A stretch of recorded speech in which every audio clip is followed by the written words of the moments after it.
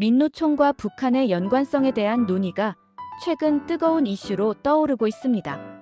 특히 국정원과 경찰청이 민노총 사무실과 관계자들을 압수수색한 사건이 큰 반향을 일으켰습니다.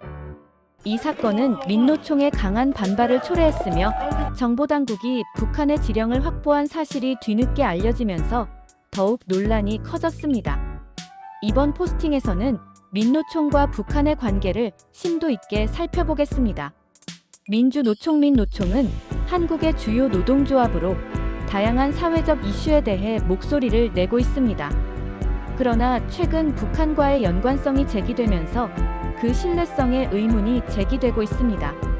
북한은 민노총을 통해 한국 내에서의 영향력을 확대하려는 시도를 해왔다는 주장이 제기되고 있습니다. 압수수색 사건의 배경. 2달 전 국정원과 경찰청은 민노총 사무실에 대한 압수수색을 단행했습니다. 이 과정에서 북한과의 연관성을 시사하는 여러 자료가 발견되었습니다. 압수수색 당시 민노총의 반발이 상당히 거셌다는 점이 강조되었으며 이들은 정보당국의 조치를 강력히 비난했습니다. 이러한 상황은 국정원과 경찰의 협력으로 이루어진 것으로 보입니다. 민노총의 반발과 사회적 반응. 압수수색 이후 민노총은 강력한 반발을 보였습니다.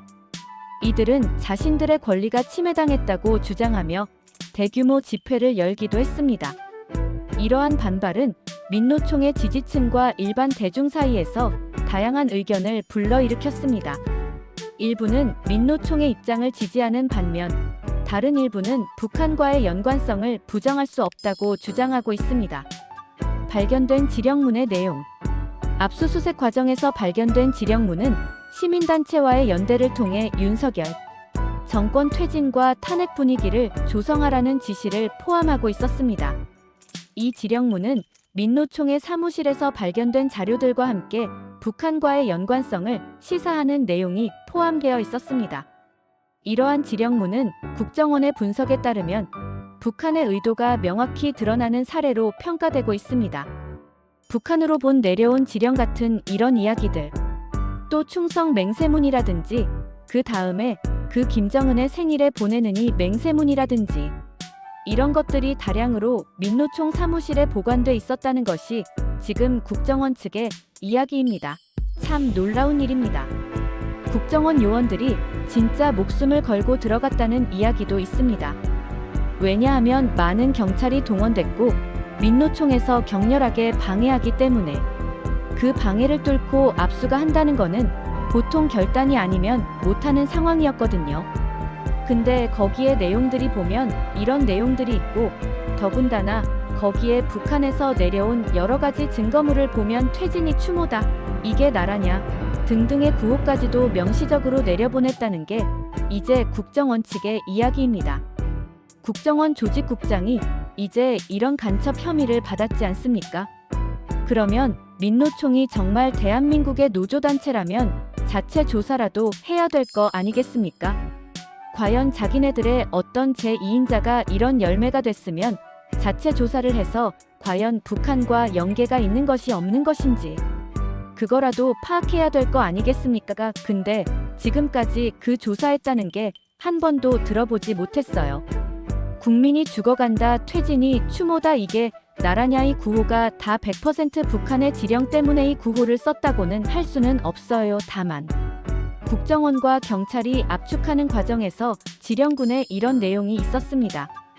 국정원에서 지금 압수수색에서 확인해서 지금 발견된 내용들이 김정은 또 김정일에 대한 충성 맹세문이거나 북에서 내려온 저런 구체적인 투쟁 지침이나 구호에 대한 지령문이 맞다고 한다면 이건 사실은 대부분의 경우 2023년 어떻게 대한민국에 간첩이 있을 수 있느냐라고 의구심을 갖지만 실제로 존재하는 겁니다. 그런 것들이 소수긴 하지만 여전히 종북적인 사고방식을 가지고 북의 노선을 추종하는 사람들이 곳곳에 있다는 것을 다시 한번 입증하는 게 되고요.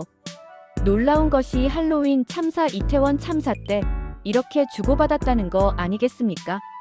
근데 지금 국정원의 수사에 따르면 지금이 문제가 되는 간부들의 이야기는 벌써 수년 전부터 북쪽 공작원과 접촉을 해서 해외에서 만나고 받을 것 받고 진실도 받고 서로 보고하고 그랬다는 거 아닙니까? 근데 그게 계속 동안 이어왔다는 것을 반증하는 것이고요.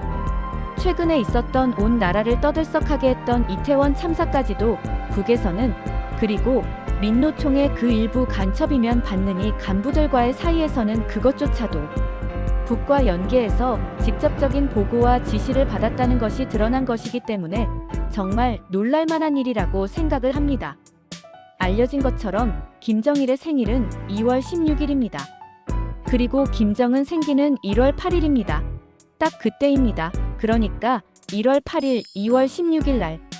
그때 즈음에서 이태원 참석 이야기를 하면서 김정은 생일에 충성해서 했다는 것은 정말 미끄러운 놀랄만한 일입니다. 이현정 의원님 말씀하신 것처럼 정말 민노총이 대한민국의 노조로서의 어떤 중앙 조직으로서의 위상을 다시 확인하고 싶다면 이런 부분에 대해서는 극소수를 하더라도 잘라낼 건 잘라내고 도려낼 건 도려내고 정리할 건 정리해야 된다. 이것을 어떻게 노동탄압이라고 이끌어가는 건지 국민들이 납득하기 어려울 것이라 생각합니다.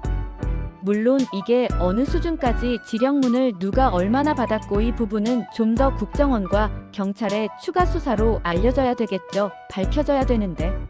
근데 민노총은 이제 조작된 공안 사건이라고 하는데 조작이라는 표현을 썼거든요. 중요한 것은 간첩 활동을 했다는 그것이 확인이 되고 거기에 마땅한 처벌을 하기 위해서 여러 가지 수사를 벌이는 것 자체에 대해서는 문제 제기를 하거나 비판적인 시각은 옳지 않다고 봅니다. 2023년 3월 13일 채널어 뉴스 TOPC 북한과 민노총의 역사적 관계. 북한과 민노총의 관계는 단순히 최근의 사건에 국한되지 않습니다. 과거에도 북한은 민노총을 통해 한국 내에서의 정치적 영향력을 행사하려는 시도를 해왔습니다. 북한의 지령이 민노총에 전달된 사례는 여러 차례 있었으며 이는 한국 사회의 노동운동과 정치적 상황에 큰 영향을 미쳤습니다. 정치적 맥락과 사회적 영향. 이번 사건은 단순히 민노총과 북한의 관계를 넘어 한국 사회 전반에 걸친 정치적 맥락을 반영하고 있습니다. 민노총의 활동은 한국의 노동운동에 중요한 역할을 하고 있으며 북한과의 연관성이 드러날 경우 그 사회적 신뢰도에 큰 타격을 줄 수 있습니다. 이러한 상황은 한국 사회의 정치적 분열을 더욱 심화시킬 가능성이 있습니다. 결론 및 향후 전망. 민노총과 북한의 관계는 앞으로도 계속해서 논란이 될 것으로 보입니다.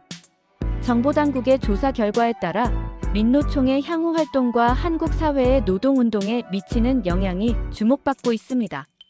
북한의 지령이 민노총에 미친 영향은 단순히 과거의 문제가 아니라 현재와 미래의 정치적 상황에도 큰 영향을 미칠 것입니다. 이와 같은 상황 속에서 민노총은 자신들의 입장을 더욱 명확히 하고 북한과의 관계에 대한 해명을 요구받을 것입니다. 한국 사회의 다양한 의견이 충돌하는 가운데 민노총의 향후 행보가 주목됩니다. 이 포스팅을 통해 민노총과 북한의 관계에 대한 이해가 깊어지길 바랍니다. 앞으로도 이와 관련된 이슈에 대해 지속적으로 관심을 가져야 할 것입니다.